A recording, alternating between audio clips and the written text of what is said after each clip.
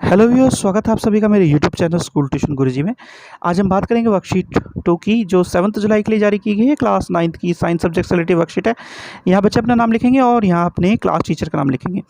बच्चों, आज हम एक नया चैप्टर शुरू कर रहे हैं जिसका नाम है सेल। इसका पूरा नाम है सेल। तो चलिए देखते हैं, जानते हैं, समझते हैं कि आज के आपके वर्कशीट में आपके लिए क्या खास है और आज की वर्कशीट आपको क्या बताना चाहती है बच्चों।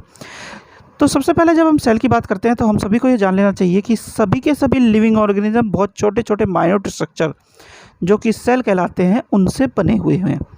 अब सेल इतने माइन्यूट हो सकते हैं कि हम उन्हें बिना आंखों के नहीं देख सकते, लेकिन कुछ सेल ऐसे भी होते हैं जो ऑस्ट्रिच के एग जितने बड़े होते हैं।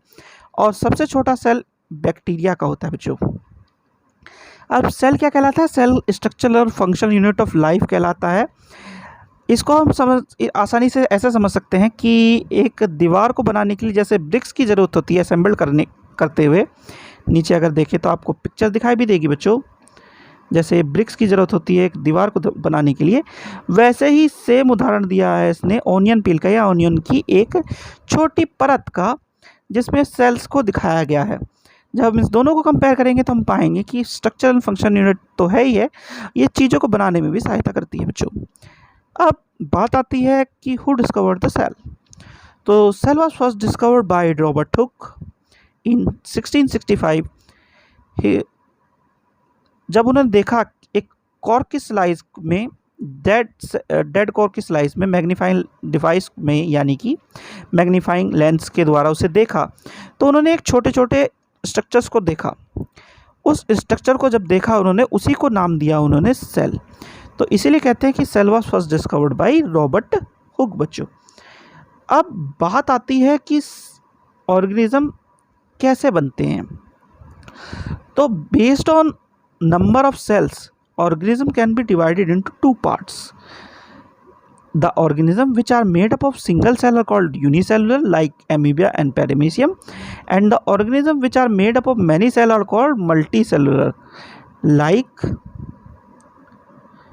Rat, man, etcetera. तो और कई तरह के सेल हमारे मल्टीपल सेलुलर ऑर्गेनिज्म में मिलते हैं, जैसे xylem, phloem, blood, nerve cells animals में, इस तरह के। ये एक कुछ एग्जांपल दिए हैं बच्चों, देखिए नर्व सेल है, ब्लड सेल है, बोन सेल है, फैट सेल है, मसल सेल है, ये सब बने हुए हैं अलग अलग सेल से। और यूनिसेलुलर का एग्जांपल दिया है पैरामीशियम, अमीबा, यूग्लिना बच्चों। अब डिफरेंट टाइप्स ऑफ सेल चिक सेल्स के द्वारा बताए गए हैं, देखिए ये बताए गए हैं, ये दिखाए गए हैं डायग्राम। अब एक चीज़ और क्या बताई गई, different organs are made of different types of cell. जब हम मल्टी सेलुलर ऑर्गेनिज्म की बात करते हैं तो बच्चों एक सेल से काम नहीं चलेगा, वहाँ पे आपका ऑर्गन भी होना चाहिए, ऑर्गन सिस्टम भी होना चाहिए, कई तरह के टिश्यूज़ भी होने चाहिए, सब चीज़ें होनी चाहिए। तो इसीलिए होता क्या है, जब ऑर्गन की बात करते हैं तो डिफरेंट टाइप्स ऑफ सेल, यानी कि स्पेशलाइज्ड सेल्स या स्पेशलाइज्ड टिश्यू या स्पेशलाइज्ड ऑर्गन या ऑर्गन सिस्टम बन जाते हैं। तो ये सेल्स डिफरेंट तरीके से काम करते हैं, लेकिन इसके जो कंपोनेंट है वो थोड़े थोड़े ही चेंज होते हैं।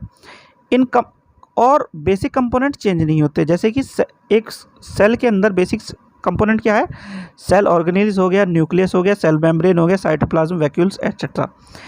अब सेल ऑर्गेनेल्स जो होती है वो करती है परफॉर्म डिफरेंट फंक्शन सेल में। अच्छा, एक एग्जांपल अगर आप देखें तो आपने एक देखा होगा कि जो ग्रीन प्लांट्स या ग्रीन लीव्स होती हैं उसमें एक पिगमेंट होता है ग्रीन कलर का, क्लोरोफिल, जो कि क्या करता है, हेल्प करता है फोटोसिंथेसिस के अकरेंस में। तो बच्चों ये जो मेन चीज़ है फोटोसिंथेसिस का अकरेंस, एक तरह से क्या हो गया, डिफरेंट टाइप ऑफ सेल्स को फॉर्म कर रहा है। एक डिफरेंट टाइप का सेल बना दिया उसने, क्योंकि ग्रीन लीव्स में क्या था, ज़रूरत थी फोटोसिंथेसिस होने की, तो उसने हेल्प की और उस तरह की ऑर्गेनेली बनी, और वो एक तरह का क्या करा, उसने फोटोसिंथेसिस का काम शुरू कर दिया। तो ये तो बात हुई बच्चों आपकी वर्कशीट की। अब जरा आपके क्वेश्चन आंसर देख लेते हैं। सबसे पहला क्वेश्चन है, what are cells where are they found. तो सेल क्या है बच्चों, every living being are made up of very minute structure, this, और इन्हें ही हम सेल कहते हैं बच्चों। ठीक है बच्चों, और ये कहाँ फाउंड होते हैं, ये लिविंग बीइंग्स में ही फाउंड होते हैं। ठीक है, चलिए अगला क्वेश्चन देखते हैं। अगला क्वेश्चन है, what are unicellular and multi cellular organisms write any two differences. चलिए ऊपर चलते हैं। तो यूनिसेलुलर और मल्टी सेलुलर ऑर्गेनिज्म के बारे में बात करते हैं। The organism which are made up of single cell are called unicellular, और इनका एग्जांपल है एमीबा एंड पैरामीशियम।